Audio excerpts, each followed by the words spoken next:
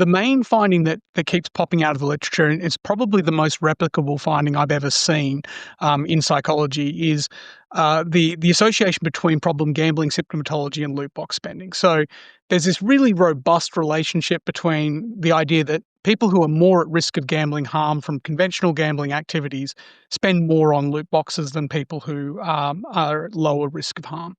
And what we are seeing now is engaging with loot boxes is associated with psychological distress, particularly for those people who are spending more of their disposable income. Could you briefly describe what normalization means in this context? I think this is a really important thing for us as a field to be doing, is to be looking not just at how much people are spending, but how much are people spending relative to their available finances and resources. Because what's a dollar or two to someone who has a regular income is probably not much, but there are people out there, obviously, who we saw in our data sets who are reporting spending more than their entire disposable income on loot boxes each month. These people are always talked about in terms of, whales, and it's the assumption there is that they have the disposable income, but they might not be a whale. They might just be someone who is overspending. Using disposable income as a yardstick, does that sort of distinguish the whales from those who are being harmed? Yeah, that's certainly one of the ways of doing it, and that was the reason we wanted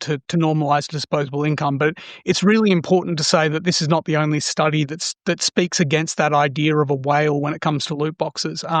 Jim and I had a PhD student, Eamon Garrett, who ran a study looking at the breakdown of spending across different problem gambling categories. And what you find is in every income category, it's always problem gamblers who are spending the most, even at the low income categories.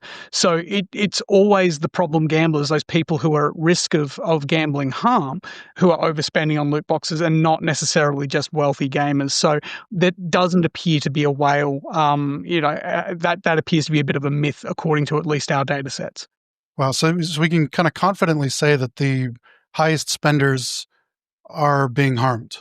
I think in general, we can't make definitive claims about who is harmed and who is not.